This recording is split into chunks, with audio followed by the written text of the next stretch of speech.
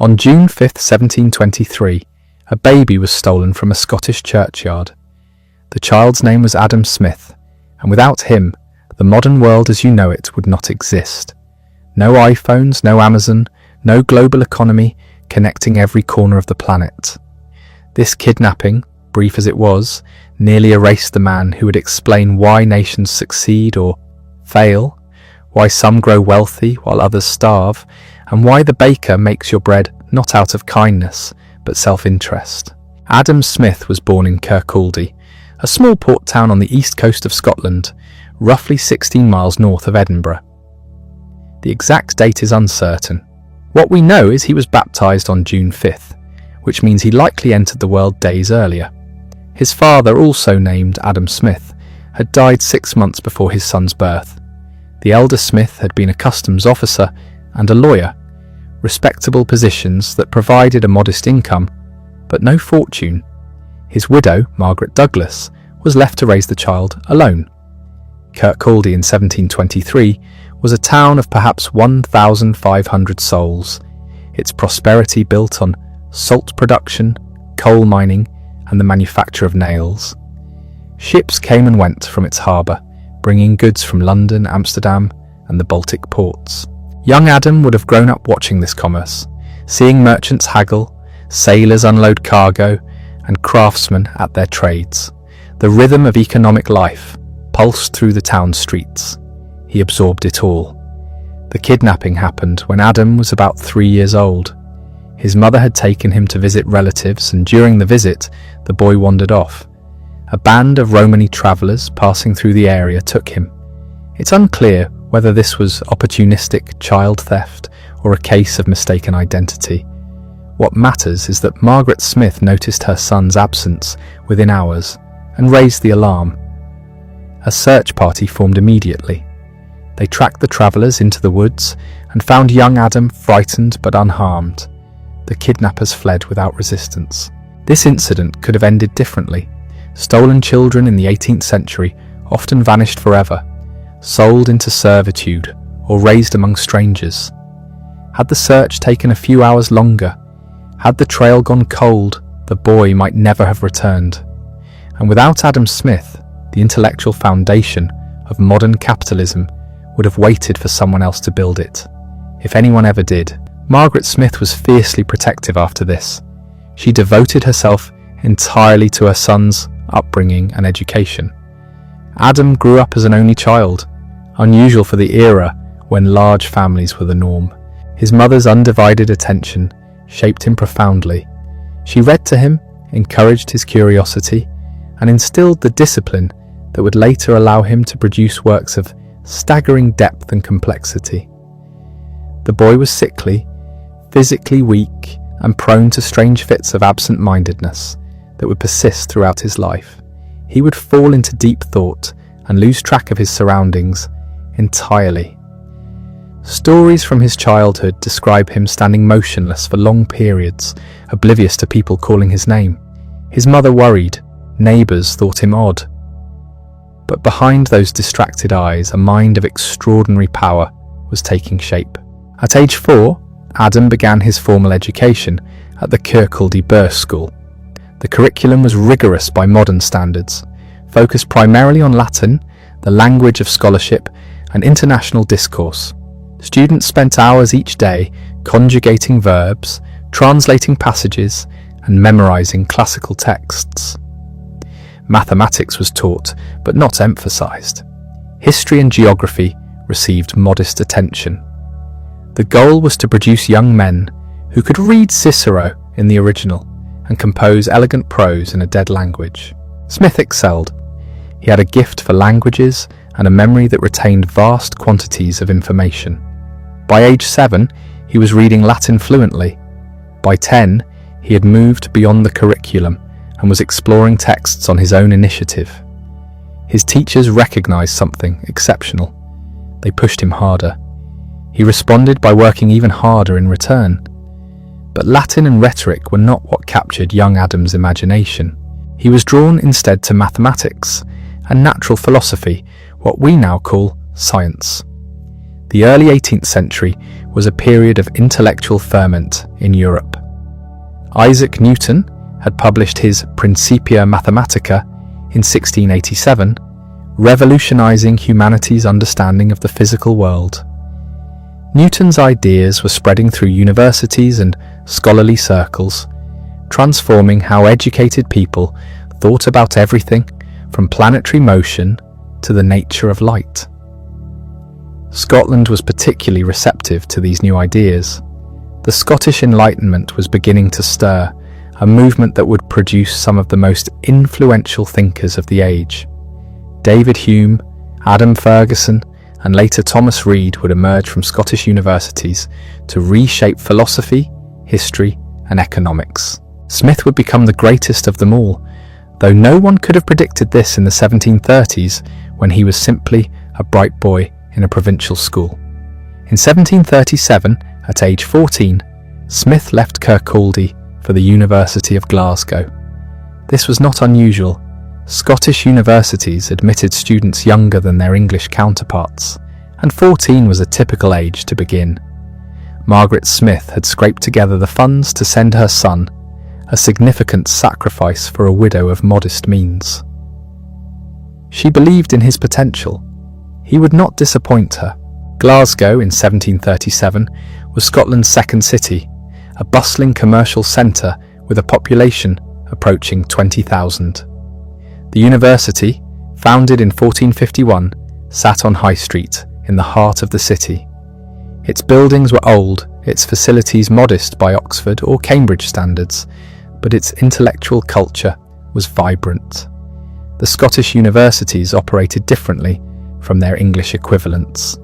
There was less emphasis on rote learning, more on critical thinking. Professors lectured in English rather than Latin, making ideas more accessible. Students were encouraged to question, to debate, to think for themselves. Smith thrived. He studied under Francis Hutcheson, the professor of moral philosophy, a man whose influence on the young student cannot be overstated. Hutcheson was himself a radical thinker, challenging orthodox ideas about ethics, politics, and human nature. He argued that humans possess an innate moral sense, that we naturally feel sympathy for others and are drawn toward actions that promote the common good. This wasn't the grim Calvinist doctrine of human depravity that dominated Scottish theology. It was something warmer, more optimistic about human potential. Hutcheson's lectures were performances. He didn't simply read from prepared texts. He spoke passionately, gestured dramatically, engaged his students in dialogue. He made philosophy come alive. Smith attended every lecture, took copious notes, and began to develop his own ideas in response. The seeds of the theory of moral sentiments, the book that would make his reputation decades later, were planted in Hutcheson's classroom. But Smith's education extended beyond formal lectures. Glasgow was a trading city, its wealth built on tobacco imported from Virginia and Maryland. Merchants grew rich on this Atlantic trade, and their money flowed through the city's economy. Smith observed how markets worked, how prices fluctuated with supply and demand, how credit enabled transactions, how self-interest motivated commerce. The theoretical ideas he encountered in the classroom connected with the practical realities he saw in the streets. He was not a social creature. Even as a teenager, Smith was awkward in company, prone to those strange absent-minded episodes where he would lose track of conversations mid-sentence. He made few friends. He spent most of his time alone, reading, thinking, filling notebooks with observations and arguments. His classmates found him strange. His professors found him brilliant. In 1740, after 3 years at Glasgow, Smith won a scholarship to Balliol College, Oxford. This was a tremendous achievement. The Snell Exhibition, as it was called, provided full funding for Scottish students to study at Oxford, the most prestigious university in Britain. Only the very best students were selected. Smith packed his belongings, said goodbye to his mother, and travelled south to England. he would hate every moment of it. Oxford in the 1740s was intellectually dead. Where Glasgow had encouraged debate and critical thinking, Oxford demanded conformity and rote memorization. Where Glasgow's professors engaged with new ideas, Oxford's clung to medieval scholasticism. The university existed primarily to train Anglican clergymen, and its curriculum reflected this narrow purpose. Students spent years passing theological disputes that Smith found pointless. Independent thinking was discouraged. Questioning received orthodoxy could lead to punishment. Smith was miserable. He later described his years at Oxford as the most useless period of his life. The professors, he said, had given up even the pretense of teaching. They collected their salaries and did nothing. The students, mostly wealthy Englishmen preparing for careers in the church or government, had no interest in learning. They drank, gambled, and waited for their degrees. But Smith did not waste his time. He had access to Oxford's libraries, among the finest in Europe, and he spent 6 years reading everything he could find. He worked through the classics, Plato and Aristotle, Cicero and Tacitus. He read modern philosophy, Descartes and Locke, Hobbes and Mandeville. He taught himself French and Italian, so he could read works not yet translated into English. He filled notebook after notebook with observations, quotations, and developing arguments. In 1744, Oxford authorities discovered him reading David Hume's A Treatise of Human Nature, a book that challenged religious orthodoxy and argued that reason alone could not prove God's existence. The book was considered dangerous, possibly heretical. Smith was reprimanded, the book confiscated. He was more careful after that, but he continued reading forbidden texts in secret. Hume's skeptical philosophy would influence him profoundly. Though the two men would not meet for years, Smith's health suffered at Oxford. He experienced what he called a violent fit of laziness, likely depression, brought on by isolation and intellectual frustration. He wrote to his mother describing his ailments, his loneliness, his desire to return to Scotland. Margaret's letters in response do not survive, but we know she encouraged him to persevere. The Snell exhibition came with obligations. He could not simply abandon it. By 1746, Smith had had enough. He left Oxford without taking a degree, a decision that would have been scandalous had anyone cared. He returned to Kirkcaldy, to his mother's house, and tried to figure out what to do next. He was 23 years old, educated far beyond most of his contemporaries, but with no clear path forward. He had no interest in the church, the career his Oxford scholarship had prepared him for. He had no connections in government or law. He was a scholar without a position, a thinker without an audience. For 2 years, Smith lived in his childhood home, reading, writing, and contemplating his future. He helped his mother manage household affairs. He walked the same streets he'd walked as a boy, watching the same merchants and sailors go about their business. He was stuck, waiting for an opportunity that might never come. Then in 1748, a letter arrived that would change everything. A group of Edinburgh intellectuals, led by the philosopher Lord Kames, invited Smith to deliver a series of public lectures on rhetoric and literature. They had heard about this brilliant young man who'd studied at Glasgow and Oxford. They wanted to give him a platform. The lectures would be held in Edinburgh, Scotland's capital and intellectual centre. There would be no salary, but there would be an audience of educated men eager for new ideas. Smith accepted immediately. He began preparing lectures on style, composition, and the art of persuasion, but he would not simply teach rhetoric. He would use these lectures to introduce his developing ideas about human nature, morality, and society. The Edinburgh lectures would be his debut, his first chance to present himself to the world as a serious thinker. Everything he had read, everything he had thought about during those long years at Oxford and in his mother's house, would pour out in those lectures. Edinburgh in 1748 was not London or Paris, but for Scotland it was everything that mattered. The old town rose steeply from the valley, a jumble of stone tenements packed so tightly that neighbours could shake hands across the narrow closes. The city smelled of coal smoke and sewage, of ale from the taverns and ink from the printing houses. It was filthy, crowded, dangerous after dark. It was also alive with ideas. The Scottish Enlightenment was beginning, though no one called it that yet. In coffee houses and private drawing rooms, men gathered to argue about philosophy, science, politics, and human nature. They were lawyers and ministers, physicians and professors, merchants with intellectual ambitions. They read voraciously, debated fiercely, and believed that reason could unlock the secrets of the world. Into this ferment stepped Adam Smith, 25 years old, unknown, nervous, and carrying a stack of carefully prepared lecture notes. The lectures began in autumn. Smith spoke in a rented room to an audience that grew larger each week. He charged a modest fee, enough to support himself modestly if attendance held. It held. Word spread quickly. Here was a young man who could make complex ideas clear, who spoke with quiet authority about matters that concerned educated people. His subject was rhetoric, the art of persuasive communication. But Smith approached it unlike anyone before him.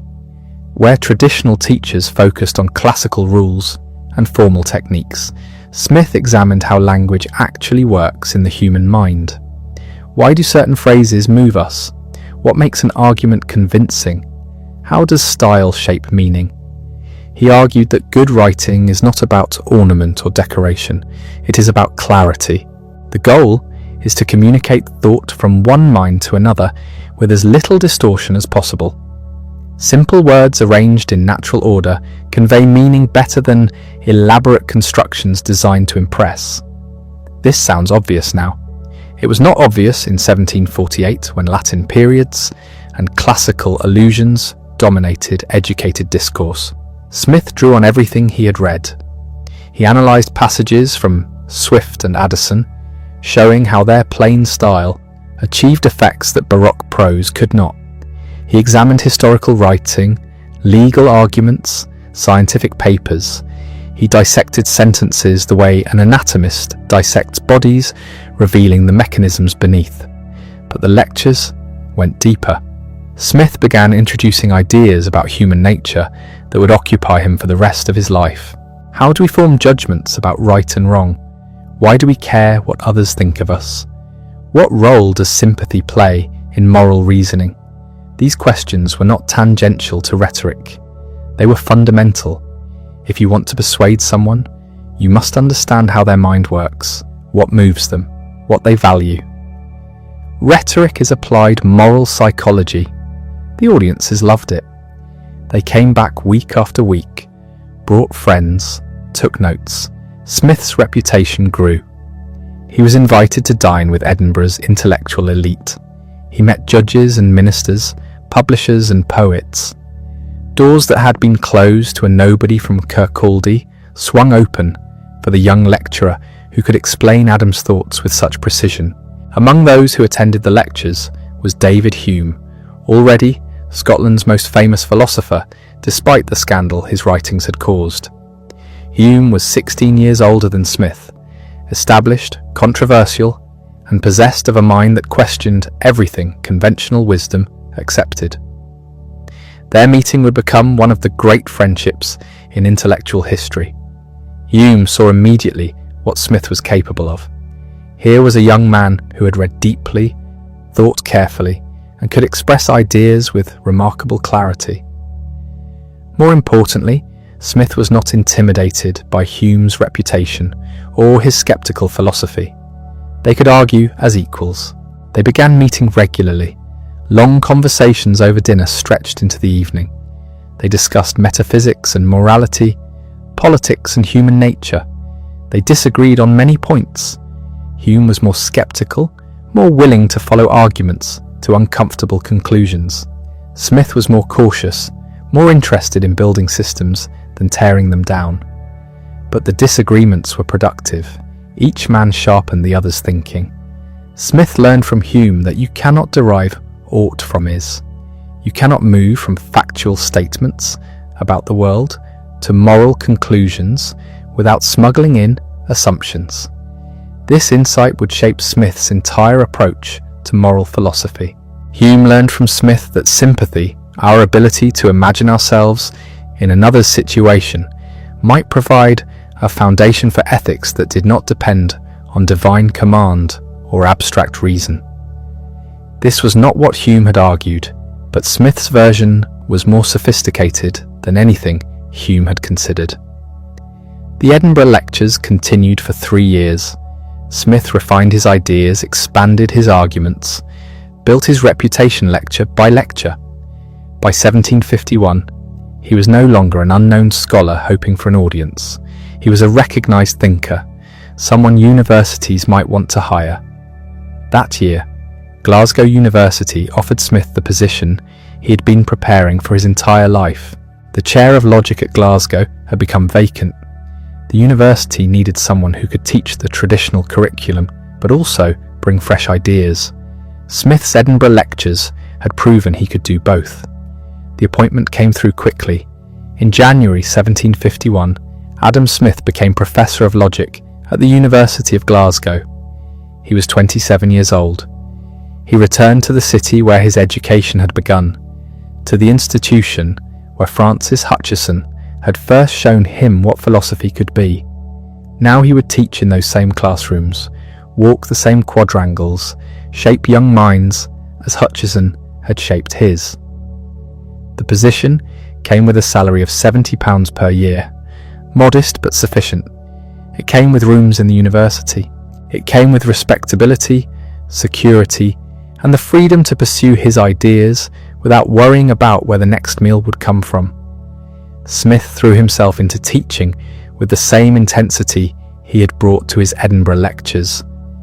His logic courses covered traditional topics like syllogistic reasoning and the structure of arguments, but he also introduced students to modern philosophy, to questions about how we acquire knowledge and how we can be certain of anything. The students responded enthusiastically. Smith's lectures were clear and engaging. He did not hide behind jargon or pretend that difficult questions had easy answers. He showed students how to think, not what to think. Then in 1752, barely a year after taking the logic chair, another position opened, the chair of moral philosophy, the most prestigious position at Glasgow, the chair that Francis Hutcheson had held until his death 2 years earlier. The university offered it to Smith. He accepted immediately. Moral philosophy in the 18th century was not a narrow academic specialty. It encompassed everything we now divide among ethics, political philosophy, economics, psychology, and sociology. The moral philosophy professor was expected to explain human nature in all its aspects. How do we distinguish right from wrong? What makes a government legitimate? Why do some societies prosper while others languish? What motivates human action? These were the questions Smith had been thinking about for years. Now he had a platform to develop comprehensive answers. His moral philosophy lectures were divided into 4 parts. First came natural theology, examining what reason alone could tell us about God and creation. Smith handled this section carefully. He was not particularly religious, but open skepticism could end a career. He said what was expected, then moved quickly to more interesting topics. The second part covered ethics. Here Smith developed ideas that would eventually become his first book. How do we form moral judgments? What role does sympathy play? Why do we praise some actions and condemn others? He was working toward a theory of morality grounded in human nature, rather than divine command or abstract reason. The third part dealt with jurisprudence, the principles underlying law and government. What is justice? What rights do individuals possess? When is government authority legitimate? These questions would occupy Smith for decades, though he would never publish the comprehensive book on jurisprudence he hoped to write.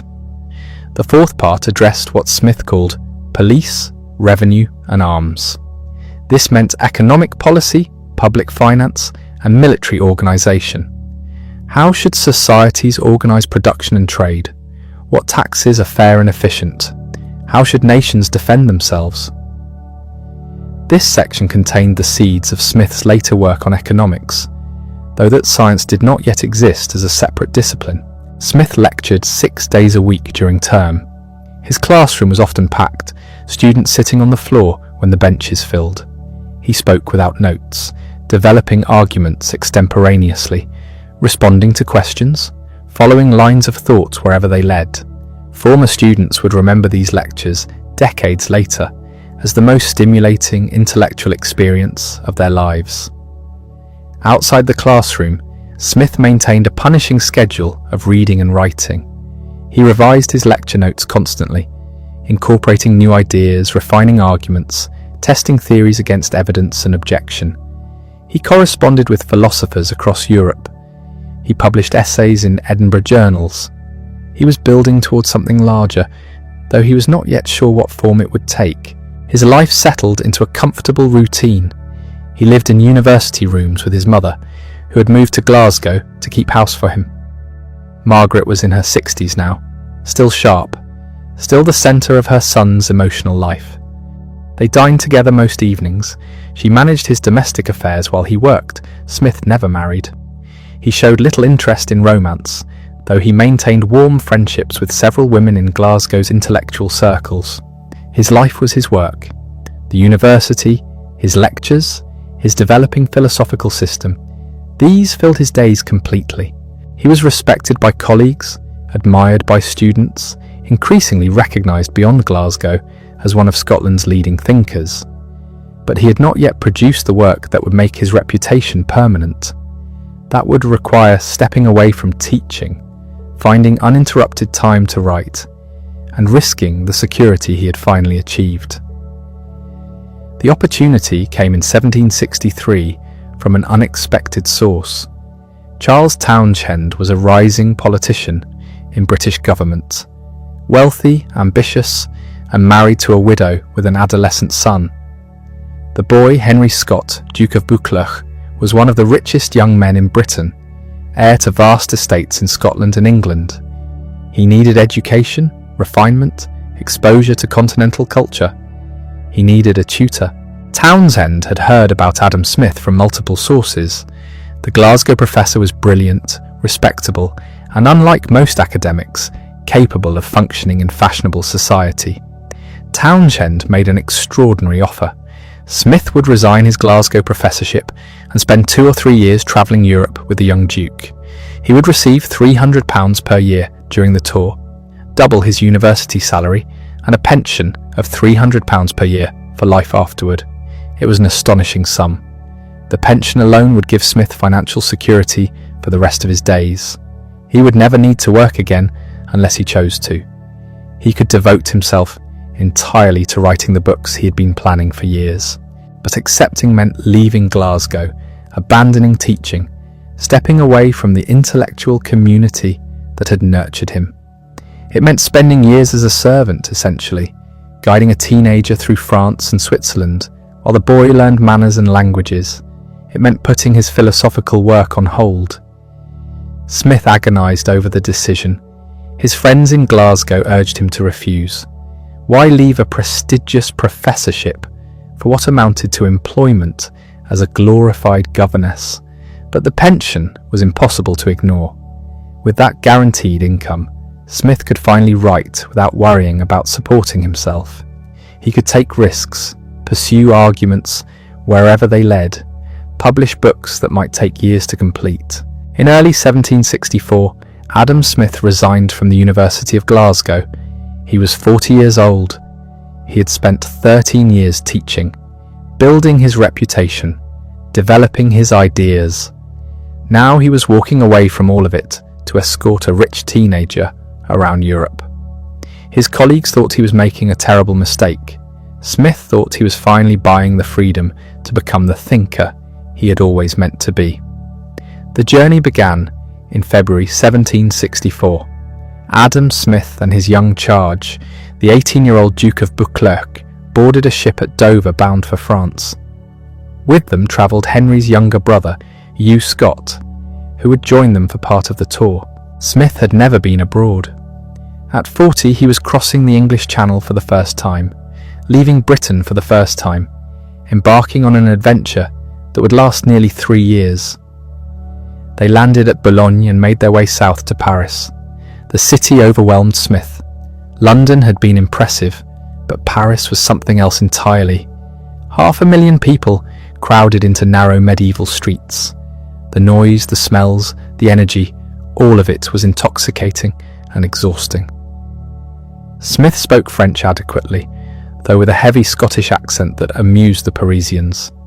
He could read philosophical texts in French without difficulty, but conversation required effort. The young Duke, educated at Eton, managed better. Paris in 1764 was the intellectual capital of Europe. The Enlightenment was in full flower. The Great Encyclopédie, that massive collaborative attempt to organize all human knowledge, was nearing completion. Its editors, Denis Diderot and Jean d'Alembert, held court at salons across the city. Voltaire, the most famous writer in Europe, had retreated to his estate near Geneva, but his influence saturated Parisian intellectual life. Jean-Jacques Rousseau was living in exile, his books banned but widely read in secret. Smith had letters of introduction from David Hume, who had lived in Paris a few years earlier and knew everyone worth knowing. The doors of the salons opened.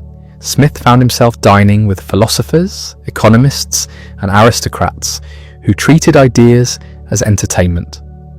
These gatherings were unlike anything in Scotland. In Glasgow or Edinburgh, intellectual discussion happened in clubs and universities, serious venues for serious men. In Paris, philosophy was performed. Brilliant women presided over salons in their drawing rooms, guiding conversation, drawing out shy guests, deflating pompous ones. Ideas were tested not through formal debate, but through wit, through the ability to express complex thoughts elegantly while balancing a wineglass. Smith was not a natural salon performer. He was absent-minded, prone to falling into deep thought mid-conversation, sometimes mumbling to himself. His French was serviceable but not elegant. He lacked the quick repartee that dazzled Parisian society. But his intelligence was obvious, his knowledge formidable, and his Scottish eccentricity was charming in small doses. He became a familiar figure in certain circles, the serious professor from Glasgow, who occasionally said something profound. The most important connection Smith made in Paris was with François Quesnay, physician to Madame de Pompadour and leader of an economic movement called physiocracy. Quesnay was in his 70s, a man who had come late to economic theory, but developed ideas that would influence Smith profoundly. The physiocrats believed that agriculture was the source of all wealth. Manufacturing and trade simply transformed what farmers produced. They argued for minimal government intervention in the economy, for letting natural laws operate freely. Their slogan was laissez-faire, laissez-passer. Let it be, let it pass. Leave the economy alone. Smith spent hours in conversation with Quesnay and his followers. He disagreed with their emphasis on agriculture as the sole source of wealth. Manufacturing added value, he believed. It didn't merely transform it. But their commitment to economic freedom, their vision of a natural order that government should not disrupt, resonated deeply. Smith was developing his own theory of how economies work, and the physiocrats gave him language and concepts he would use for years. After several months in Paris, the party moved south to Toulouse. The plan was to spend a year there, giving the young Duke time to improve his French in a quieter setting before returning to Paris. Toulouse was pleasant but dull. It lacked Paris's intellectual ferment. Smith found himself with time, vast stretches of it, and nothing particular to do with it except supervise his pupils' education. He began to write. The book that would become The Wealth of Nations started in Toulouse. Smith had been thinking about economic questions for years, discussing them in his Glasgow lectures, turning them over in conversations with Hume and other friends. Now, with hours of uninterrupted time, he began putting his ideas on paper. He wrote slowly, revising constantly, building an argument that would eventually span 5 books and nearly 1,000 pages. The central question was simple.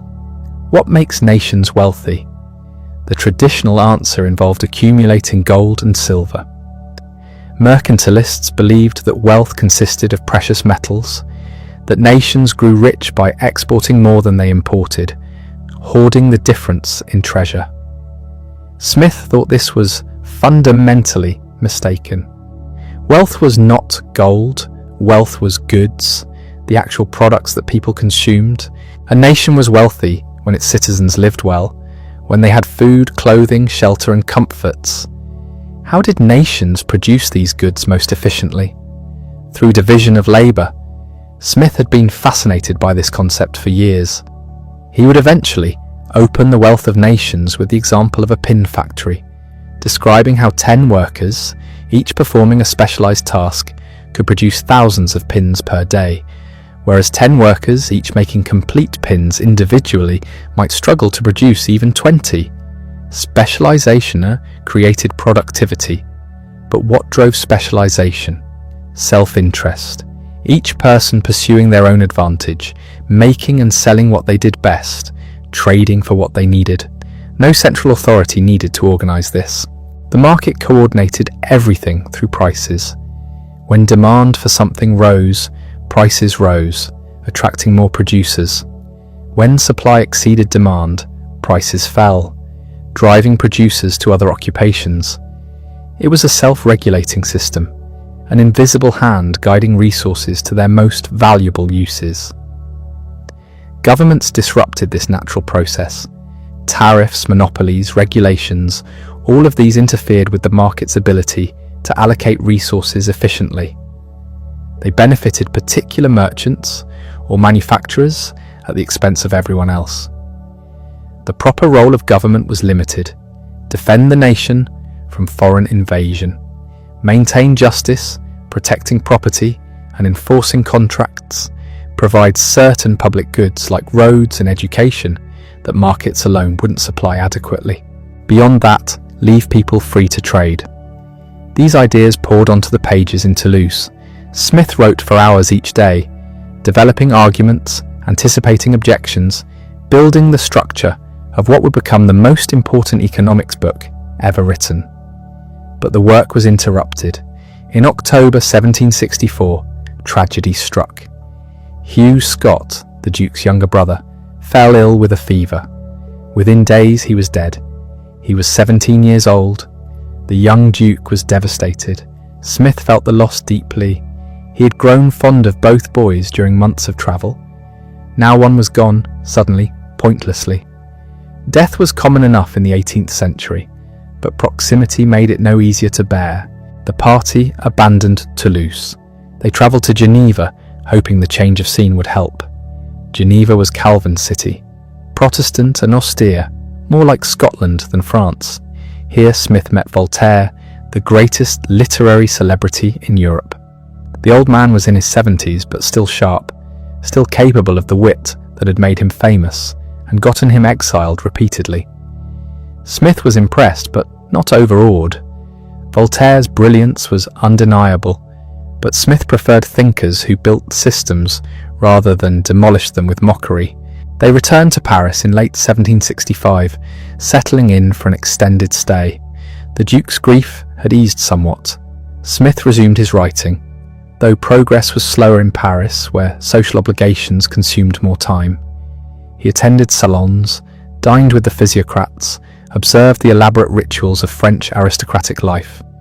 He was gathering material, storing observations about how societies organized themselves, how laws and customs shaped economic behavior.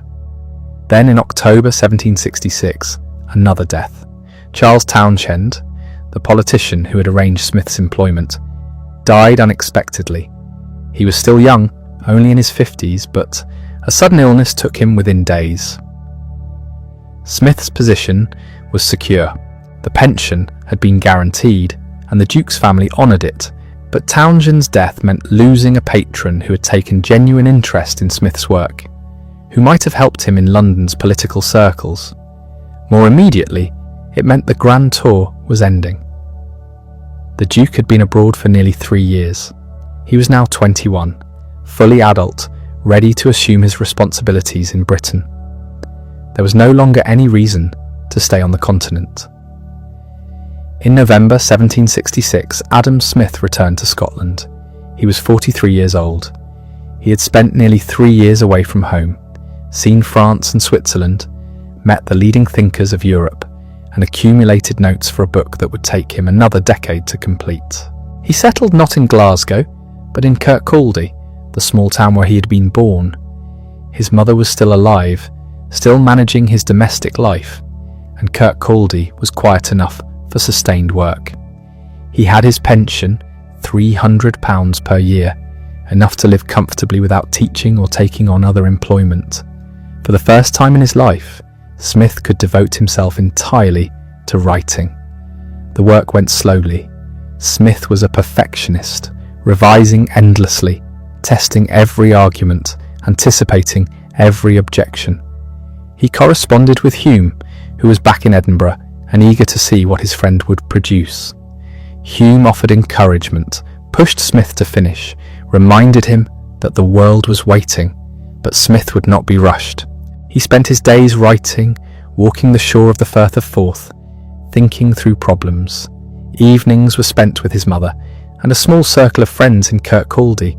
It was a quiet life, almost monastic, devoted entirely to intellectual work. No university duties interrupted him. No students demanded attention. Just Smith, his papers, and the book that was slowly taking shape. Years passed. 1767, 1768, 1769. Smith occasionally visited Edinburgh, seeing Hume and other friends, but mostly he stayed in Kirkcaldy, working. He expanded his chapters on the division of labour, refined his critique of mercantilism, developed his theory of value and price. The manuscript grew longer, more comprehensive, more ambitious. What had started as a treatise on economic policy was becoming a complete theory of commercial society, an explanation of how modern economies emerged from feudalism and where they might be heading. In 1773, after 7 years of work, Smith finally moved to London. The book was nearly done, but it needed finishing touches, and London offered resources that Kirkcaldy lacked. Libraries, booksellers, access to government documents, and trade statistics. Smith took lodgings and immersed himself in the final stages of composition. London, in the 1770s, was a city in flux. The American colonies were becoming restive, complaining about taxes and restrictions on trade. Parliament debated how to maintain control over territories 3,000 miles away. The East India Company, the massive trading corporation that effectively governed much of India, was lurching from crisis to crisis. The British economy was growing rapidly but unevenly, creating new wealth and new tensions. Smith watched these developments with keen interest. His book was about more than abstract theory. It was about the actual economic conflicts tearing at the British Empire.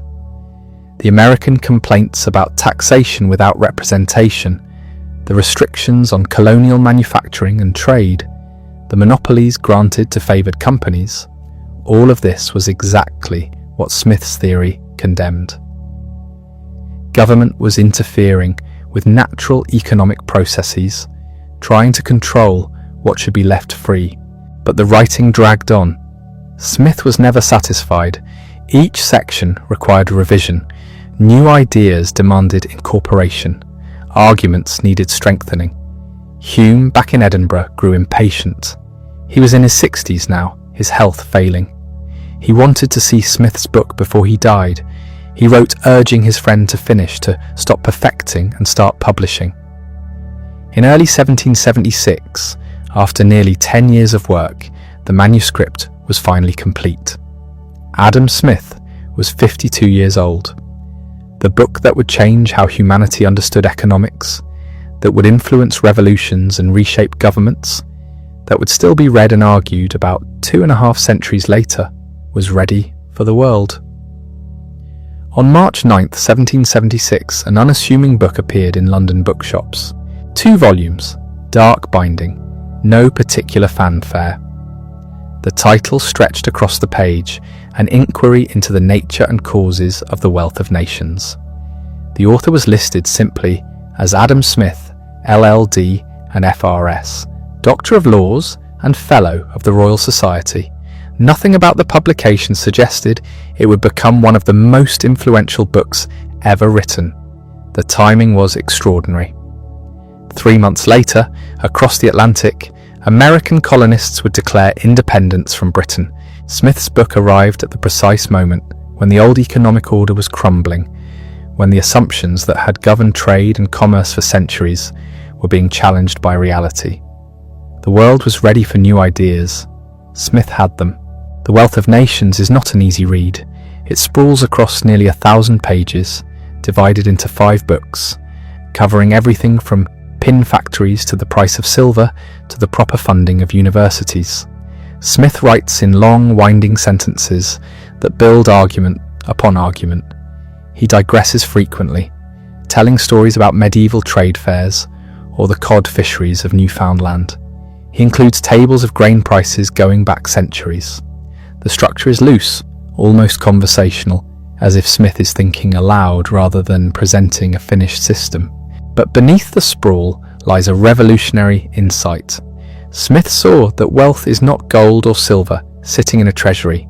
Wealth is productive capacity. It's the ability of a nation to produce goods and services that people actually want.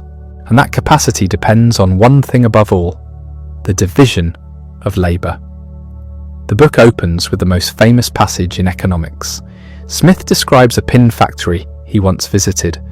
One worker alone, Smith calculated, might make 20 pins a day if he performed every step himself, drawing out the wire, straightening it, cutting it, sharpening the point, attaching the head. But divide the labour into specialised tasks, with each worker focusing on one step, and 10 workers can produce 48,000 pins a day, nearly 5,000 pins per worker. The difference is staggering. This wasn't just about pins. Smith was describing the fundamental mechanism of economic progress. Specialisation allows workers to become more skilled at their particular tasks. It saves the time lost switching between different activities. It encourages the invention of tools and machines that make work easier. The division of labour, Smith argued, is the reason why even the poorest worker in Britain lives better than an African king who commands thousands of subjects but has no access to specialised production. But specialisation requires something else: markets. If a worker spends all day making pins, he needs someone else to make his bread, his clothes, his shoes. The division of labour only works if people can trade. And here Smith made his most radical claim. Nobody plans this. No king or parliament sits down and decides who should make what. It emerges spontaneously from millions of individual decisions. The butcher, the brewer, the baker, they don't provide dinner because they care about you. They do it because they care about themselves. And that's fine. That's how it should work. Smith wrote the line that would be quoted for centuries. It is not from the benevolence of the butcher, the brewer, or the baker that we expect our dinner, but from their regard to their own interest. Self-interest isn't greed. It's not selfishness in the moral sense. It's simply the recognition that people respond to incentives, that they make choices based on what benefits them and their families. And when people are free to make those choices, when they can pursue their own advantage through honest trade, the result is prosperity for everyone.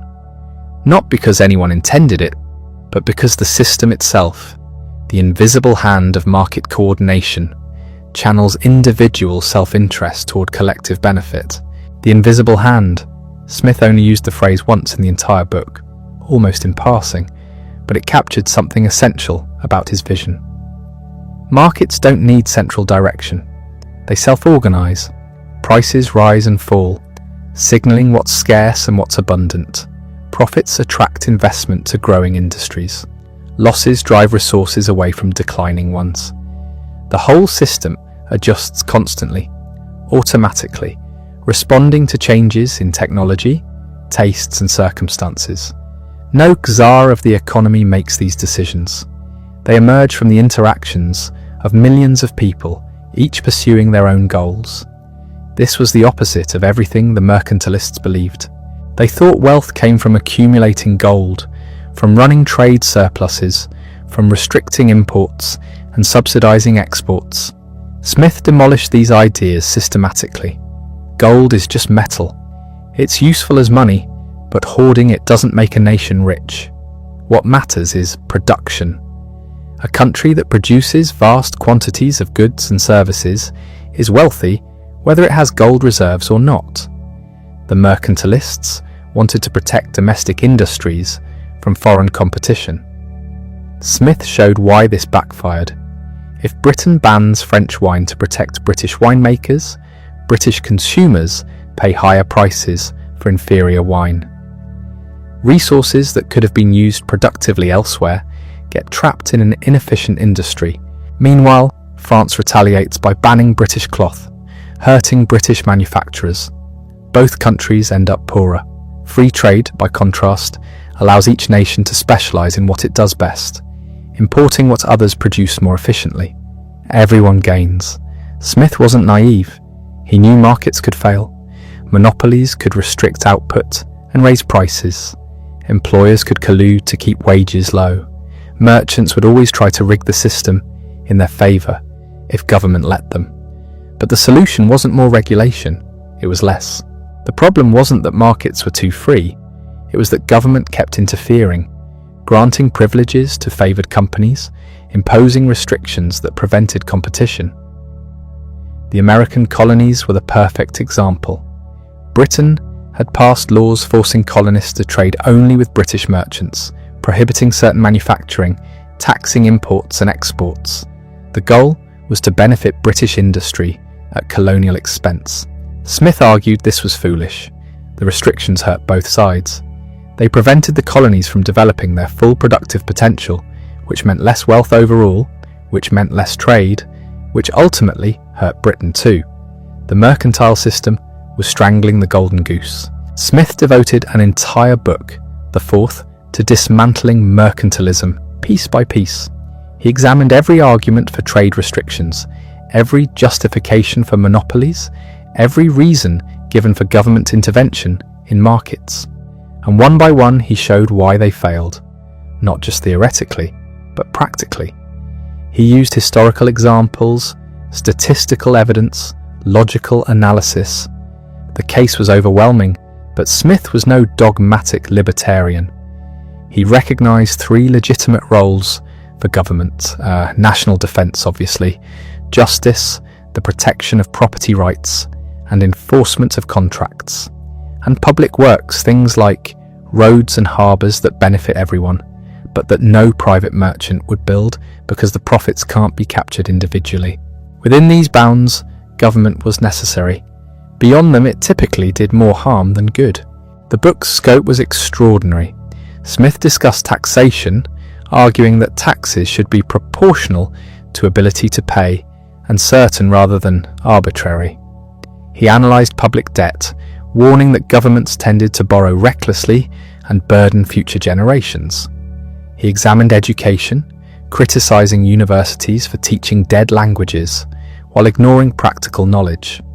He traced the evolution of European society from feudalism to commercial economy, showing how economic forces had gradually undermined the power of the old aristocracy.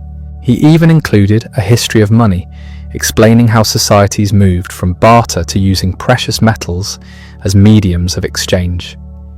He discussed banking, the nature of credit, the dangers of paper money issued irresponsibly. He ranged across centuries and continents, drawing examples from ancient Rome, medieval Europe, contemporary China, the American colonies. The erudition was stunning, and throughout, Smith wrote as a moral philosopher, not just an economist. The Wealth of Nations was never just about maximizing GDP, it was about human flourishing. Smith believed that commercial society, for all its flaws, offered ordinary people a chance at dignity and independence that feudalism never had. A worker could save, could improve his condition, could see his children rise. That wasn't guaranteed, but it was possible. Under feudalism, it wasn't even imaginable. Yet Smith was no apologist for the rich. Some of his harshest language targeted merchants and manufacturers who colluded to raise prices or lobbied government for special privileges.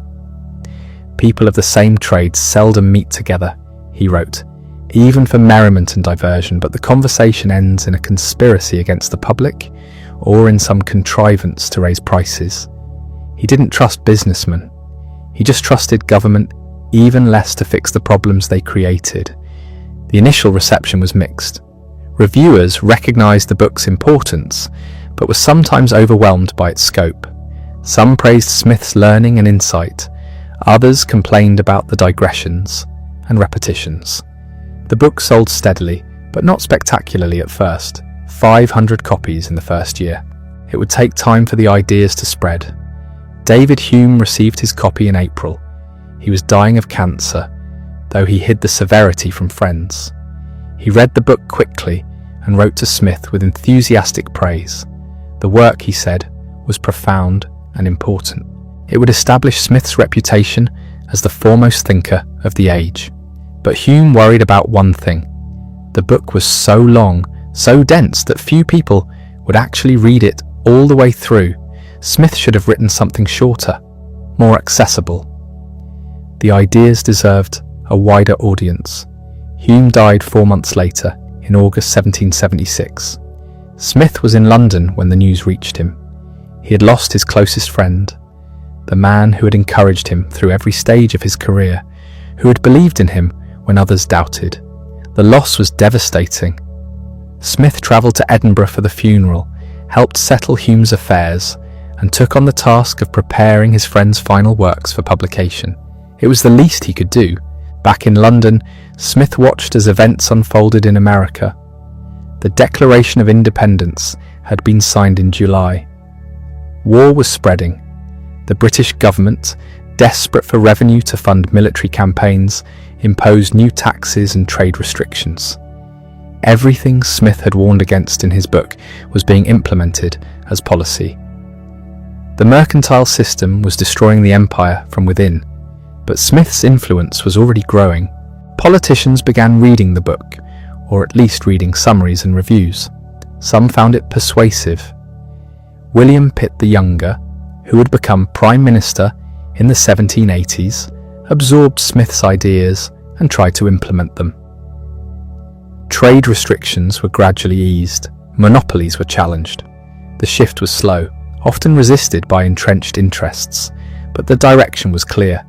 Smith had given reformers the intellectual ammunition they needed. The Wealth of Nations went through multiple editions in Smith's lifetime. Each time he revised and expanded, adding new material, refining arguments. The book grew even longer. By the 5th edition, in 1789, it had swelled to over 1,000 pages. Smith was never satisfied. There was always more to say, more evidence to incorporate, more objections to answer, but the core message remained unchanged. Wealth comes from production, not hoarding. Markets coordinate better than planners. Free trade benefits all parties. Government should protect liberty and property, not grant privileges to favoured groups. These weren't just economic principles, they were moral principles. They rested on a vision of human beings as capable of self-direction, as deserving of freedom to make their own choices, as best positioned to know their own interests. Smith had done something extraordinary. He had created a new science, or at least put an existing one on firm foundations. Economics before Smith was a jumble of merchant advice and government policy prescriptions. After Smith, it was a discipline with principles, methods, and a systematic framework. Later thinkers would refine his ideas, challenge them, build on them, but they were always responding to Smith. The Wealth of Nations had become the foundation text of modern economics. Yet Smith never saw himself as finished. The book was successful, yes. His reputation was secure, but there was more work to do. He had other projects in mind, other books to write. The theory of moral sentiments needed revision. He wanted to write a complete account of law and government. His mind was still active, still questioning, still building. In 1778, he accepted a position that would give him the time and resources to continue his work. He became Commissioner of Customs for Scotland. The position was not what it seemed. Commissioner of Customs sounds like a ceremonial title, the kind of post given to aging scholars who need an income but aren't expected to do much. Smith took it seriously. He moved to Edinburgh, took an oath of office, and showed up to work. He examined trade records, investigated smuggling operations, enforced tariff regulations. It was ironic, perhaps even absurd. Here was the man who'd argued against trade restrictions now employed to enforce them. His critics noticed, how could the prophet of free trade work for the very system he'd condemned? But Smith saw no contradiction. The law was the law. Until Parliament changed it, customs duties existed and needed collecting. Personal belief didn't exempt anyone from civic obligation. Besides, the salary was substantial. £600 per year, more than he'd ever earned as a professor. It gave him financial security for the first time since leaving Oxford decades earlier. He could afford a comfortable house, could support his aging mother and his cousin Janet Douglas, who managed his household. He no longer worried about money. The work consumed more time than he'd anticipated. Meetings, paperwork, disputes with merchants who claimed exemptions they didn't deserve. But he didn't abandon scholarship. In the evenings, after his customs duties were finished, Smith returned to his manuscripts. He revised the theory of moral sentiments extensively. The sixth edition, published in 1790, the year of his death, would contain major additions. He'd been developing his ideas for decades, thinking through objections, refining his understanding of sympathy and judgment. The revisions showed a more mature thinker, less certain about some early claims, more nuanced in his treatment of virtue. He also worked on his planned history of philosophy and astronomy. The manuscript existed in draft form. It traced the development of scientific theories from ancient Greece through Newton, showing how each system emerged from attempts to explain celestial motions. Smith never finished it.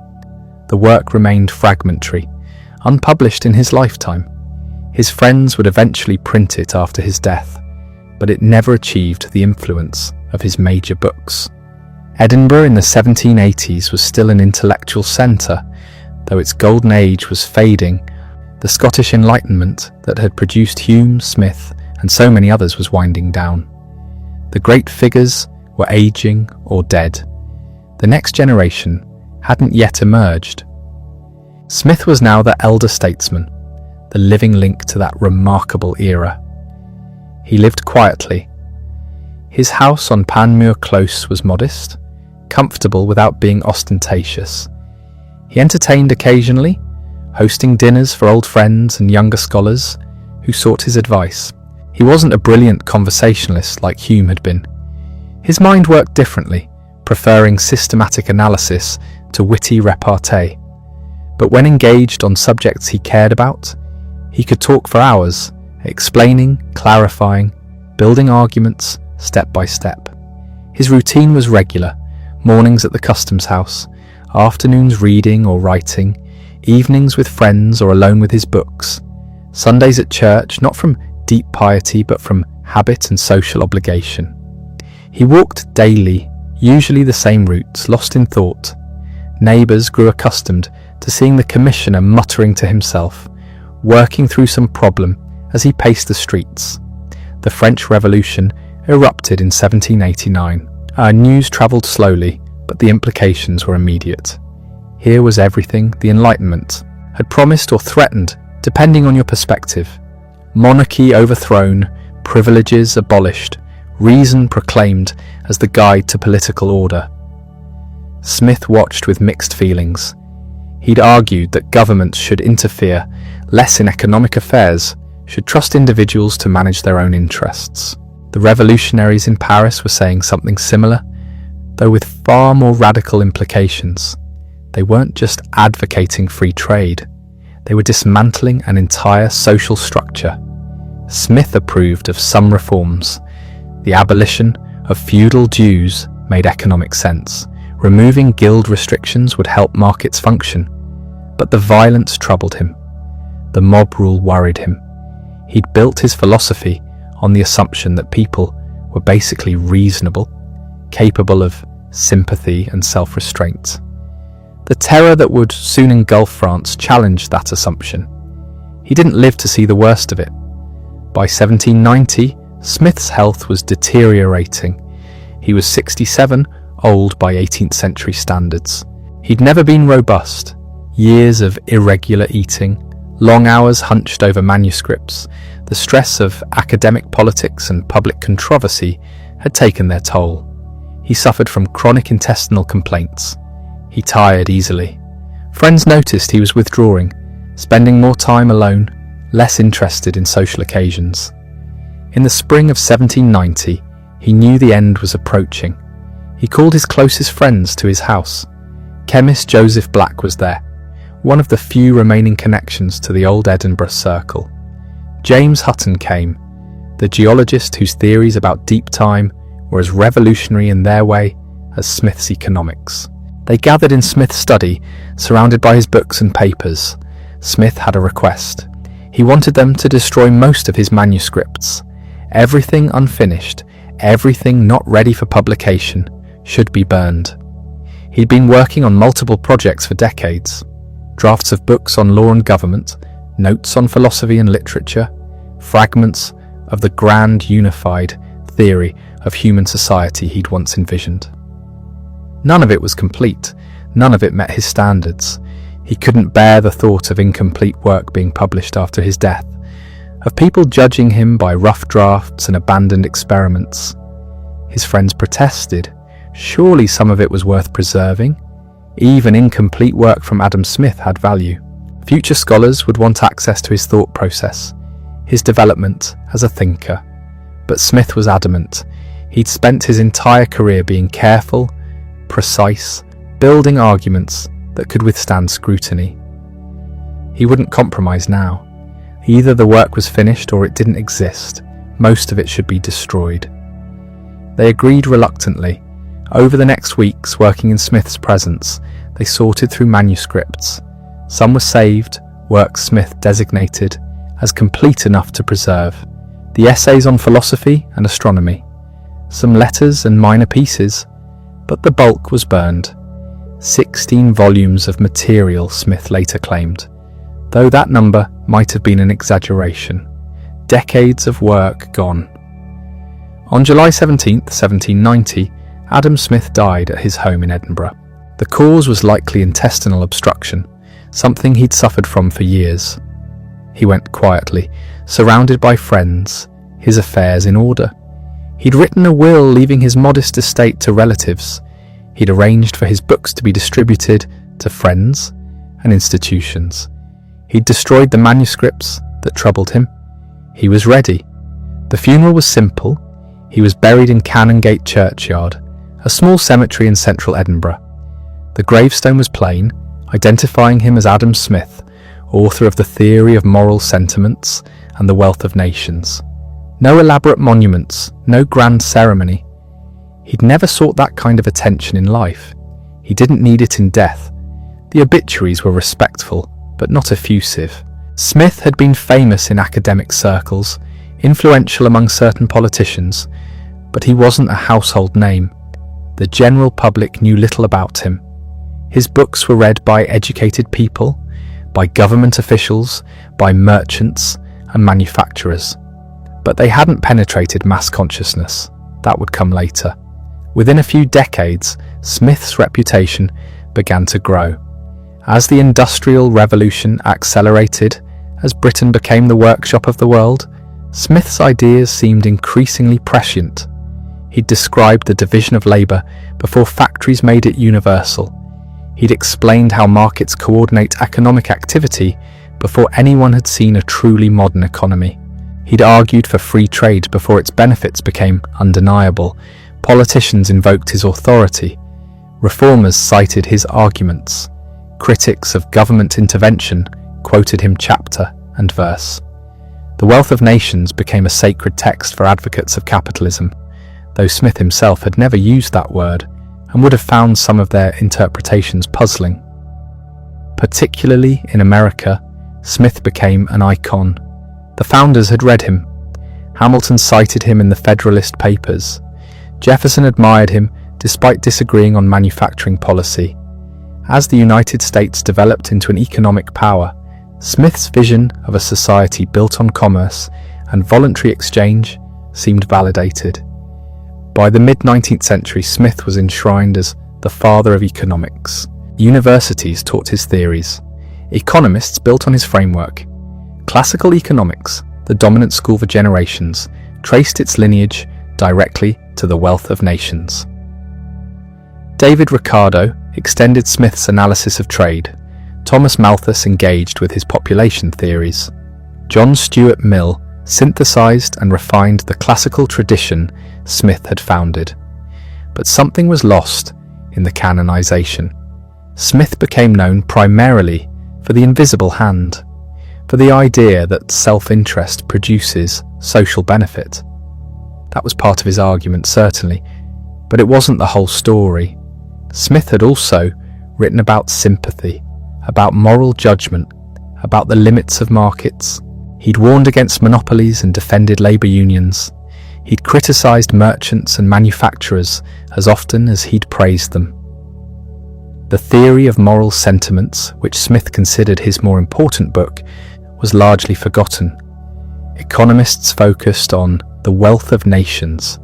They extracted principles, built models, turned Smith's rich contextual analysis into abstract theory. This wasn't entirely wrong. Smith had been developing a science, and science requires abstraction. But something of his vision was lost. The full human being, embedded in society, motivated by more than profit, constrained by sympathy and moral judgment. That disappeared from most economic thought. The 20th century brought new challenges to Smith's legacy. Marxists attacked him as an apologist for capitalism. Keynesians argued that markets needed government management to function properly. Development economists questioned whether free trade benefited poor countries. Each generation found new reasons to revise or reject Smith's conclusions, yet they couldn't ignore him. Even critics had to engage with Smith's arguments.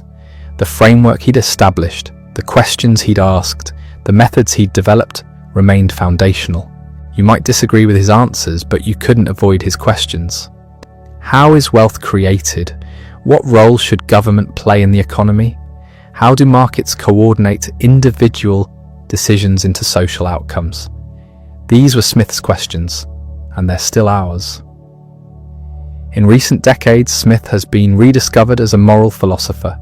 Scholars return to the theory of moral sentiments, finding a more complex thinker than the caricature of the free market fundamentalist. Smith cared about justice, about fairness, about the social conditions that allow commerce to flourish. He wasn't naive about human nature or unlimited in his faith in markets. This more nuanced Smith fits uneasily with both left and right political agendas. He can't be claimed entirely by either side. He believed in markets but also in moral restraint. He opposed government interference in commerce but supported public education and infrastructure. He celebrated individual liberty but recognized human interdependence. Perhaps that's why he endures. Smith resists easy categorization. He was working out fundamental questions about how societies function, how individuals relate to each other, how order emerges from the chaos of millions of separate decisions. He didn't have all the answers. He knew he didn't, but he asked the right questions and developed tools for thinking about them systematically. The man who died in Edinburgh in 1790 couldn't have imagined the world that would emerge from the forces he described. Global supply chains, digital currencies, multinational corporations, all of this would have astonished him. Yet the basic dynamics he identified, specialization, exchange, the coordination of self-interested action through markets, these remain recognizable. Smith's great achievement wasn't predicting the future. It was understanding the present deeply enough that his insights transcended his era. He looked at pin factories and Scottish farms and Highland shepherds and extracted principles that still illuminate how economies function. Not perfectly, not without qualification, but enough to matter, enough to make him worth reading 2.5 centuries later. That brings us to the man himself in his final years. The private Adam Smith who lived behind the public reputation. The house on Panmure Close became his fortress. Smith had never been comfortable with fame. Recognition embarrassed him. Visitors expecting the great economist often found a shy, awkward man who'd rather discuss anything but his own work. He preferred the company of old friends, people who'd known him before he was famous, who wouldn't treat him as an oracle. His routines were simple. Morning walks regardless of weather, hours at his desk, working on revisions he'd never finish, afternoons receiving visitors, evenings with close companions. He kept a good table, wine flowed freely, conversation ranged across every topic except economics. Joseph Black, the chemist, remained a regular guest. So did James Hutton, who was developing revolutionary ideas about geology. They'd talk science, philosophy, the gossip of Edinburgh society. Smith was happiest in these informal gatherings where ideas moved freely without the weight of reputation. He still worked on his books. The Theory of Moral Sentiments went through its 6th edition in 1790. Smith revised passages, clarified arguments, added new material. He was never satisfied. Every edition revealed flaws in the previous one. Perfection remained elusive. The Wealth of Nations received similar treatment. Each printing brought corrections, expansions, second thoughts. Smith accumulated notes for a third great work that would never be written, a systematic treatise on jurisprudence, law, and government, the project that had occupied his mind since his Glasgow lectures 40 years earlier. But age was catching up. His hands trembled. His eyesight weakened. The physical act of writing became difficult. He hired assistants to take dictation, but it wasn't the same. Thoughts formed more slowly. The sharp clarity of his middle years had dulled. His mother's death in 1784 hit him hard. She'd been 90 years old, a remarkable age for the era. They'd lived together his entire adult life. Her presence had been constant, unobtrusive, essential. The house felt empty without her.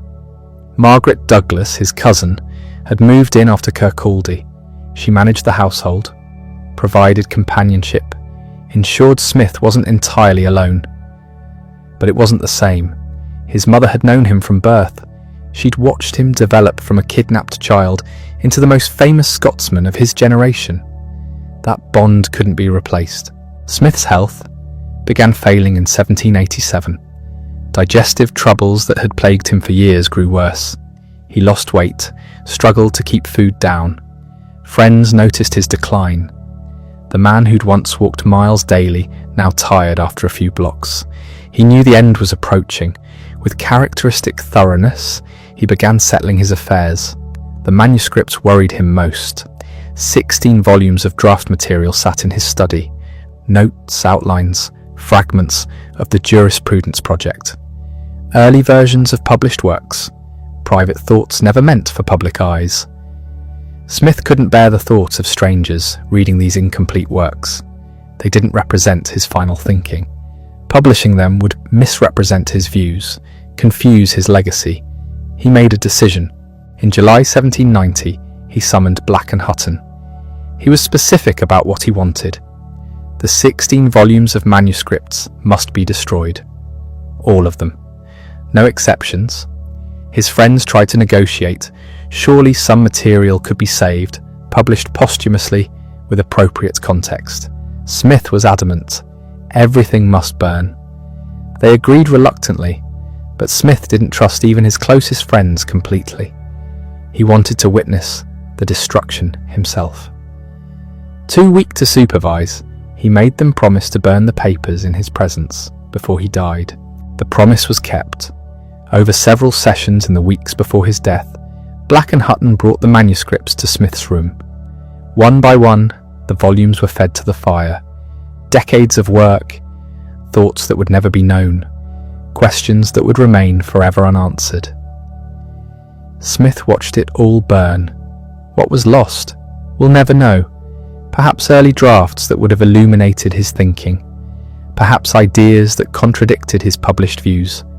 Perhaps simply the private thoughts of a man who valued his privacy above posterity. The flames consumed them all. Only 2 small volumes survived. Smith had forgotten about them or judged them acceptable. Essays on philosophical subjects, mostly from his youth. They'd be published posthumously, giving later scholars a glimpse of his early development. But the rest, the bulk of his unpublished work, was gone. Smith died on July 17, 1790. He was 67 years old. The cause was likely intestinal cancer, though 18th century medicine couldn't diagnose it precisely. He'd been in pain for months, declining steadily. The end came as a relief. His last words, according to witnesses, were addressed to his friends. "I believe we must adjourn this meeting to some other place." Even dying, Smith maintained his composure. No drama, no grand statements. Just a practical observation delivered with dry wit. The funeral was simple. Smith had requested no pomp, no elaborate ceremony. He was buried in Canongate Kirkyard, a small churchyard near his home. The grave marker was modest. It listed his name, his dates, his authorship of The Wealth of Nations and the Theory of Moral Sentiments. Nothing more. No monument captured his achievements. No statue commemorated his contributions. For decades, his grave went largely unnoticed. Visitors to Edinburgh walked past without realizing one of history's most influential thinkers lay beneath their feet. This was exactly what Smith would have wanted. He'd never sought glory.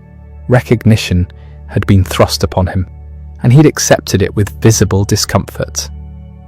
Given the choice, he'd have preferred obscurity, a quiet life of teaching and scholarship, known to a small circle of friends and students. Fame had been an accident, a consequence of writing books he felt compelled to write. What did those who knew him think? The obituaries were respectful but restrained. They praised his learning, his character, his contributions to philosophy and economics, but they couldn't quite capture the man. The shy, awkward professor who'd revolutionized social science remained elusive, even in death. Dugald Stewart, who'd known Smith in his later years, wrote a biographical memoir. It became the primary source for later accounts. Stewart portrayed Smith as a moral philosopher first, an economist second. He emphasized Smith's breadth, his integration of ethics and economics into a comprehensive social theory. This view would be lost as the 19th century progressed. Economics became a separate discipline, increasingly technical and mathematical. Smith's moral philosophy was set aside. The Wealth of Nations was read in isolation, stripped of its ethical context. The author of the Theory of Moral Sentiments disappeared, replaced by the founder of economics. The irony would have pained Smith. He'd always insisted that his 2 books were parts of a single system. Understanding human nature, the sources of moral judgment, the foundations of social order. These weren't separate questions. They were aspects of the same inquiry. Modern Smith scholarship has attempted to restore this unity. Reading The Wealth of Nations alongside the Theory of Moral Sentiments reveals a more complex thinker. Markets work, Smith argued, not because humans are purely selfish, but because they're capable of sympathy and moral judgment. Commerce depends on trust, and trust depends on shared moral standards. This Smith, the moral philosopher who wrote about economics, feels more relevant today. we've learned that markets don't function in a moral vacuum. They require legal institutions, social norms, ethical restraints. Pure self-interest isn't enough. You need the invisible hand, but you also need the moral sentiments that make cooperation possible. Smith understood this. He'd watched Scottish society transform, seen commerce create wealth, but also disrupt traditional bonds. He'd analysed how markets could coordinate activity without central direction, but he'd never claimed they could replace all other social institutions. Government, law, education, moral culture, all of these mattered. His death marked the end of an era. The Scottish Enlightenment was fading. The men who'd made Edinburgh a centre of intellectual life were dying off. Hume had gone in 1776. Ferguson would follow in 1816. Black and Hutton wouldn't long survive Smith. A generation was passing. The next generation would face different challenges. The French Revolution erupted a year before Smith died. The world he'd known, the stable hierarchical society of 18th century Europe, was about to be violently transformed. Revolution, war, industrial transformation. The 19th century would bring changes that would have astonished even Smith's analytical mind. Yet his ideas would prove remarkably durable. As the world industrialized, as markets expanded, as global trade connected distant nations, Smith's analysis seemed increasingly relevant. He described the mechanisms of economic growth just as that growth was beginning to accelerate. His timing was perfect. But there's a deeper reason for his endurance. Smith wasn't just describing 18th century Scotland. He was identifying patterns that transcend particular times and places. The benefits of specialization, the coordinating function of prices, the relationship between individual incentives and social outcomes. These aren't historical curiosities, they're features of how humans organize economic life. This doesn't mean Smith was right about everything. Far from it. He couldn't anticipate industrialization, corporations, labor movements, or modern finance. He wrote before modern capitalism existed. His world of small producers and local markets was nothing like the global economy that emerged. Yet the basic insights hold, not as dogma, but as starting points for analysis. Smith showed how to think systematically about economic phenomena. He provided tools that later thinkers could refine and extend. His errors were productive errors, the kind that advanced understanding even when they were corrected. Consider his labor theory of value. Smith argued that the value of goods ultimately derives from the labor required to produce them. This was wrong, or at least incomplete. Later economists showed that value also depends on utility, on what people are willing to pay. But Smith's error was generative. It forced people to think carefully about what determines prices, leading eventually to more sophisticated theories. Or take his analysis of rent. Smith saw landlords as parasitic, collecting income without contributing to production. This ignored the economic functions that land ownership can serve. But his critique raised questions about unearned income, about the relationship between ownership and productive contribution. Questions we're still debating. The invisible hand itself, Smith's most famous metaphor, appears only twice in his published works. Once in The Theory of Moral Sentiments, once in The Wealth of Nations. It was never the centerpiece of his analysis that later interpreters made it. Smith's actual argument was more nuanced, more conditional, more aware of market failures. But the metaphor captured something real. The idea that order can emerge without central direction, that coordination doesn't require a coordinator, that individual actions can produce collective benefits without anyone intending them. This insight, however you phrase it, was genuinely novel. It changed how people thought about social organization. Smith's legacy is this collection of insights, tools and questions. Not a finished theory, but a framework for thinking. He showed that economic life could be studied systematically, that patterns could be identified, that understanding was possible. Everything that came after built on this foundation. Walk through Edinburgh today and you'll find Smith everywhere, his face on banknotes, his statue on the Royal Mile, his name on buildings and institutes. The city has claimed him as its own, though he spent more of his life in Glasgow and Kirkcaldy. But Edinburgh was where he died, where his reputation was built, where the Scottish Enlightenment reached its peak. The house on Panmure Close is gone, demolished for redevelopment. A plaque marks the approximate location. Tourists pause, take photos, move on. Few have read The Wealth of Nations. Fewer still have tackled the theory of moral sentiments. But they know the name. They know he was important. The details have been forgotten, but the reputation endures. That would have satisfied Smith. He didn't want fame, but he did want his ideas to matter. He spent his life trying to understand how societies function, how individuals relate to each other through exchange, how order emerges from apparent chaos. If later generations found his work useful, if his questions remained worth asking, that would be legacy enough. The man himself, the shy professor who burned his papers and died quietly among friends, has receded into history. What remains is the work, the ideas, the framework for thinking about economic life that he created. It's been modified, extended, challenged, and refined, but it hasn't been replaced. 230 years after his death, we're still working within the tradition Adam Smith established. That tradition is alive in ways Smith never anticipated.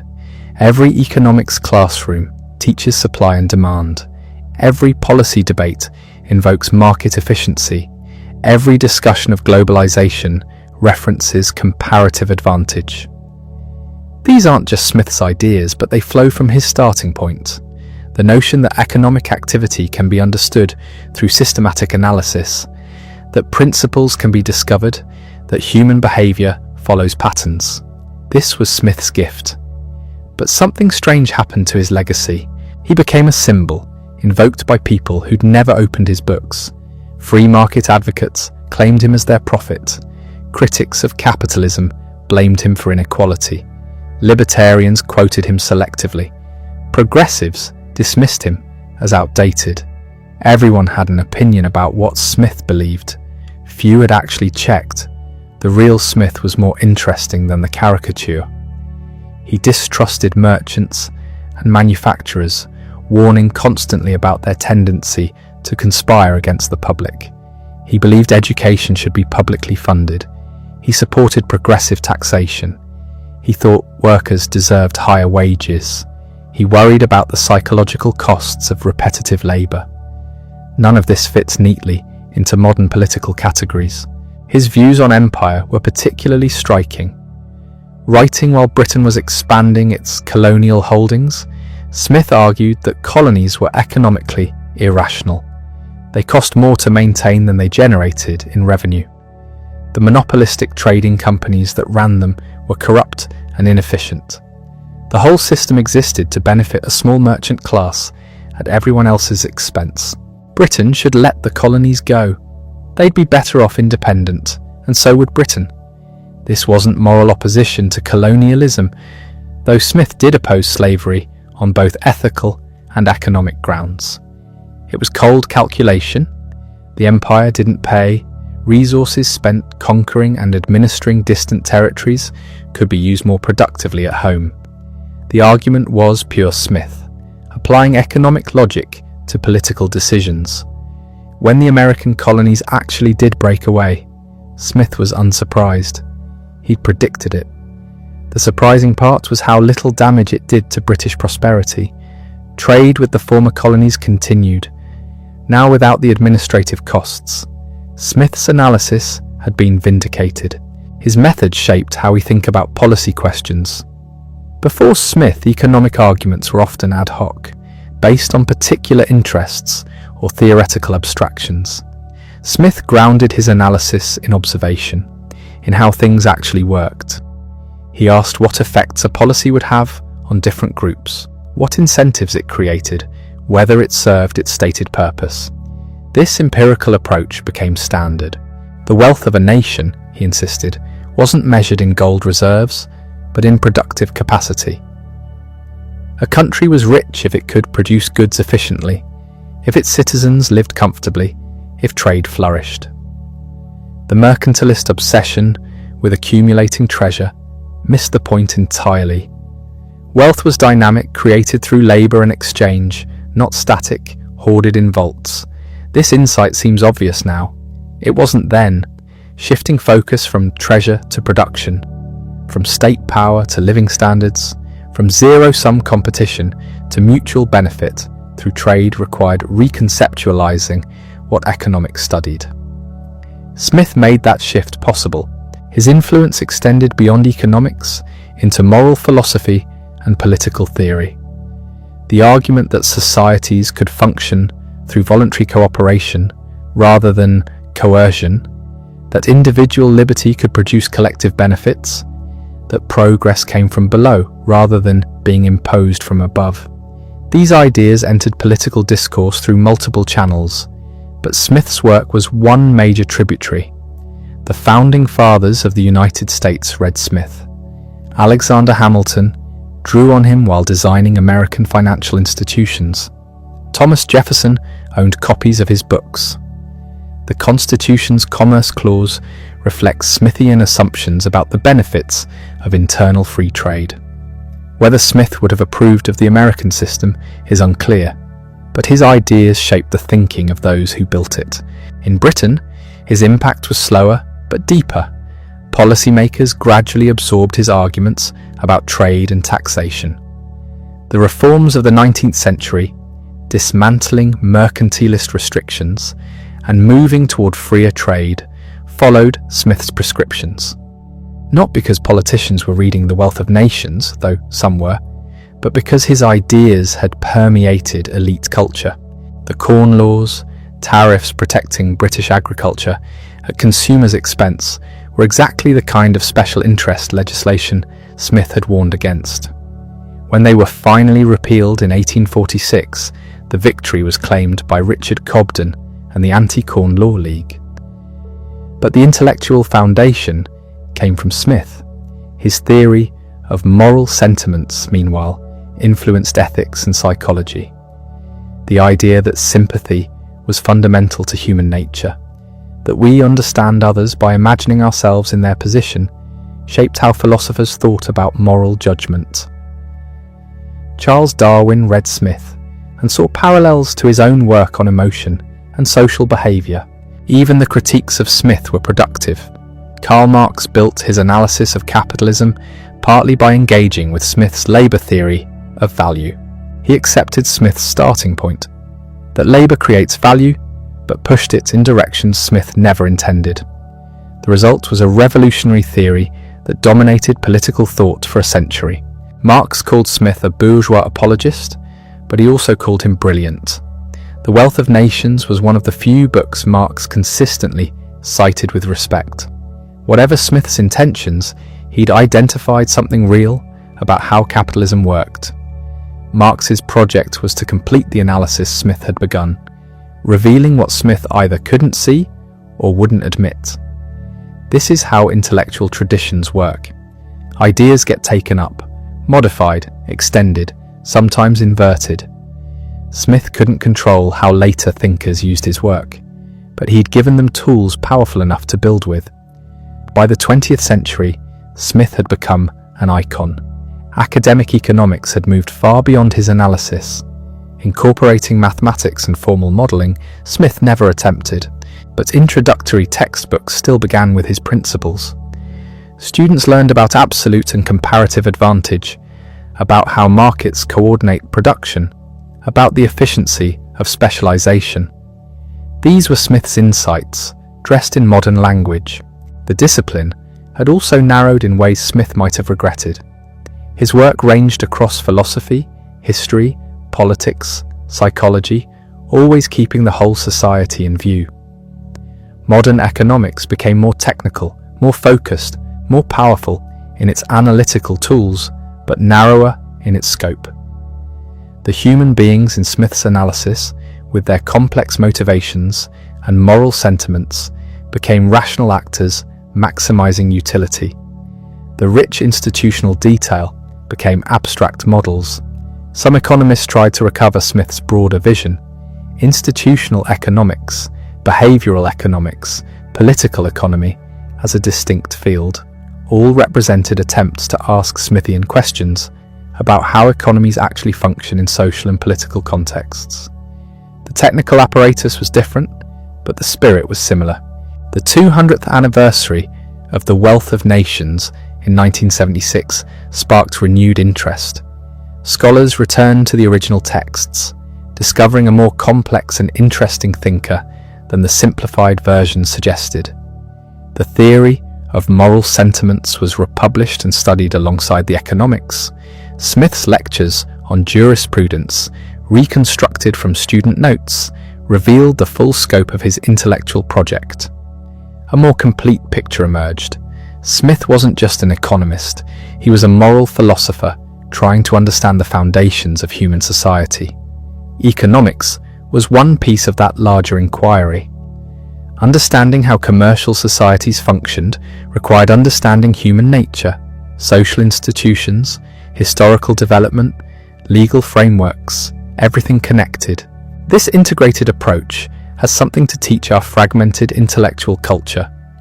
We've gained precision by specializing, but we've lost the ability to see how different domains interact. Smith worked before the disciplines separated, when a single mind could still encompass political economy, moral philosophy, and natural jurisprudence. We can't return to that era, but we can learn from his synthetic vision. Walk into any economics department and you'll find Smith's presence. Not in the technical research which has moved far beyond his methods, but in the basic questions. What makes some societies prosperous and others poor? How do markets coordinate economic activity? What role should government play? When do individual interests align with collective welfare, and when do they diverge? These remain central questions, and they're Smith's questions. His ghost also haunts political debates. Every argument about markets versus government, about globalization, about trade policy, eventually references Smith or fights over his legacy. Usually without much accuracy, but the impulse is sound. He thought deeply about these issues. His analysis, however dated in specifics, remains worth engaging. The danger is treating him as an authority rather than a resource. Smith was brilliant, but he wasn't omniscient. He worked with limited data, crude analytical tools, and the prejudices of his era. Some of his conclusions were wrong, some of his assumptions were flawed, some of his blind spots were glaring, but his method was sound. Observe carefully, think systematically, test arguments against evidence, consider unintended consequences, be skeptical of simple solutions, recognize that human institutions are complex, that they serve multiple functions, that they evolve over time. This approach remains valuable regardless of whether his specific conclusions hold up. The invisible hand metaphor endures because it captures something genuinely puzzling. How does order emerge from chaos? How do millions of independent decisions produce a functioning economy? The answer Smith sketched is still roughly correct. Prices convey information. Incentives shape behavior. Competition drives efficiency. The details are more complicated than Smith knew, but the basic insight stands. So does his emphasis on institutions. Markets don't function in a vacuum. They require property rights, contract enforcement, standards, regulations, infrastructure. The legal and social framework matters as much as individual incentives. Smith understood this, even if later interpreters sometimes forgot. His concern for ordinary people, for how economic systems affected workers and consumers, not just merchants and manufacturers, also deserves recognition. Too often, economic policy is made by and for elites. Smith insisted that the welfare of the labouring poor should be the measure of a society's success. A system that enriched the few while impoverishing the many was failing by his standard. This moral foundation distinguished Smith from pure technocrats. Economics wasn't just about efficiency, it was about human flourishing. The goal wasn't to maximize some abstract measure, but to create conditions where people could live decent lives, support their families, develop their potential. The invisible hand was a means to that end, not an end itself. 250 years after The Wealth of Nations, we're still working through the implications of Smith's ideas. Globalization has created the integrated world market he envisioned, with consequences he couldn't have predicted. Digital technologies have transformed how we produce and exchange, raising questions about whether his frameworks still apply. Climate change and resource depletion challenged the assumption of unlimited growth that ran through his work. But the core questions remain. How do we organize economic life? How do we balance individual freedom with collective welfare? How do we ensure that prosperity is widely shared? What institutions do we need to make markets work for everyone? Smith didn't provide final answers, but he showed us how to think about these questions systematically. The man himself has faded into history, the awkward professor who never married, who lived with his mother, who burned his papers, who died quietly among friends. We know surprisingly little about his inner life.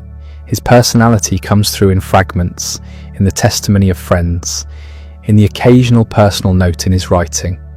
What we have is the work.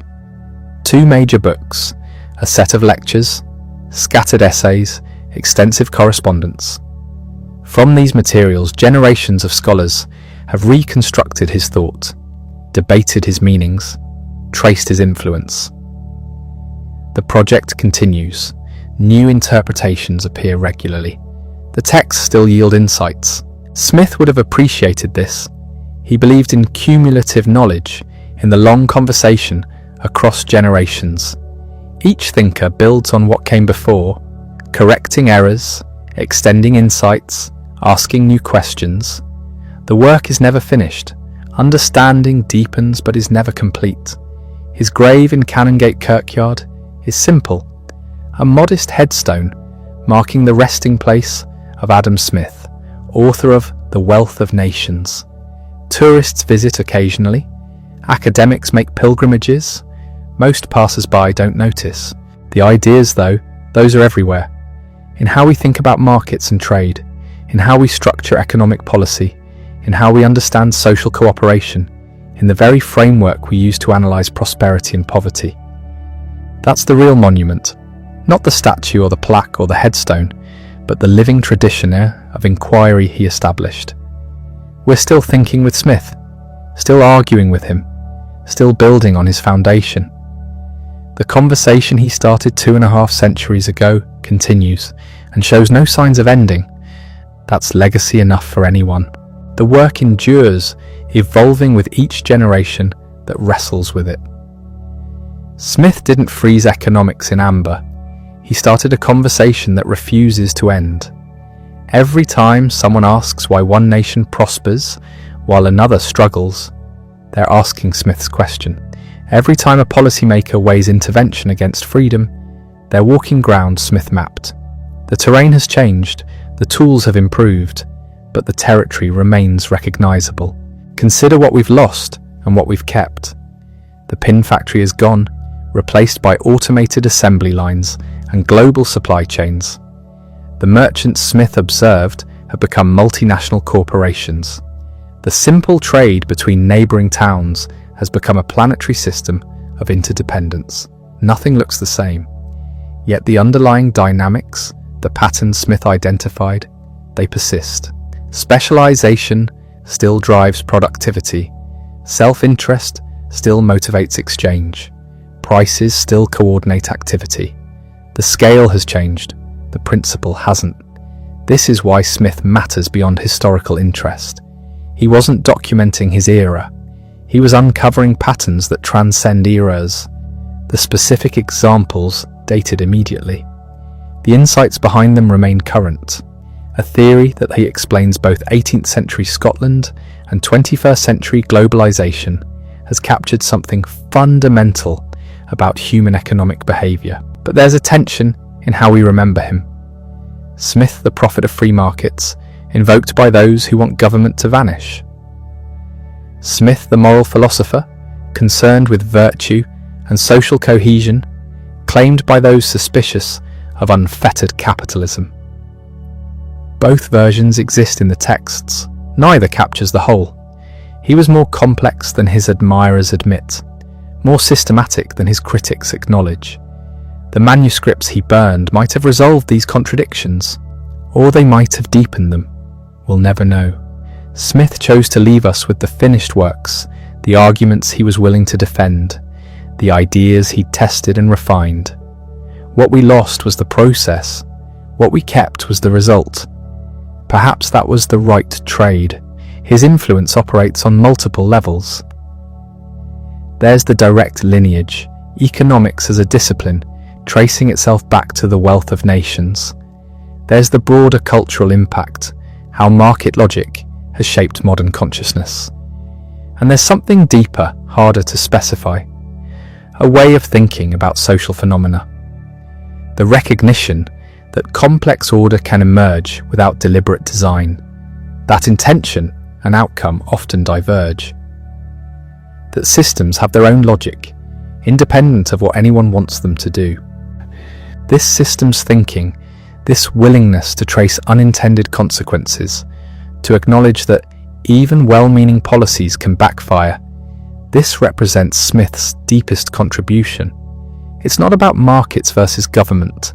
It's about humility in the face of complexity, about recognizing that societies are not machines we can engineer to specification, but organic systems we must understand before we intervene. The irony is rich. Smith, who never travelled far, who lived the same routines for decades, who found adventure in books rather than journeys, he's the one who explained how the world connects, how Scottish farmers and Chinese manufacturers, separated by continents and cultures, participate in the same economic system, how the baker in Kirkcaldy and the merchant in Guangzhou, who will never meet, serve each other's needs through a chain of exchanges neither could plan or predict. He saw this because he looked carefully at what was in front of him, the port town where he grew up, the university where he taught, the customs house where he worked. He didn't need to travel the world because he understood that the world came to him in the form of goods traded, ideas exchanged, patterns repeated at every scale. The local contained the universal for those with eyes to see it. That's the final lesson. Genius isn't always about grand visions or revolutionary breaks. Sometimes it's about looking at familiar things with fresh eyes, about asking why things work the way they do, about refusing to accept that this is just how things are, demanding instead to understand the mechanisms. Smith looked at markets everyone else took for granted and asked what made them possible. That simple question led everywhere. The shy professor who burned his papers, who died quietly among friends, who wanted no monument beyond his books. He got his wish and more. The books survived, the ideas spread, the framework he built became the foundation others extended. Not because he was infallible, but because he was rigorous. Not because he had all the answers, but because he asked the right questions.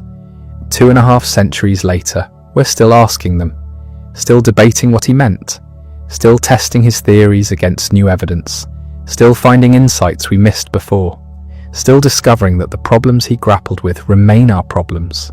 The details have changed, the fundamentals haven't. That's what it means to be foundational. Not to be correct forever, but to establish the terms of the conversation. To frame questions so clearly that even those who disagree must engage on your ground. To build a structure sturdy enough that later generations can renovate without demolishing. Smith built that structure. We're still living in it, still modifying it, still arguing about whether to tear down this wall or add that wing. But we're working from his blueprint. The architecture is his. The tradition continues because he started it, because he showed how economic life could be studied systematically, because he demonstrated that understanding was possible. The kidnapped child who nearly vanished in 1726 instead became the mind that explained how the world works. That transformation, from stolen baby to foundational thinker, contains its own invisible hand.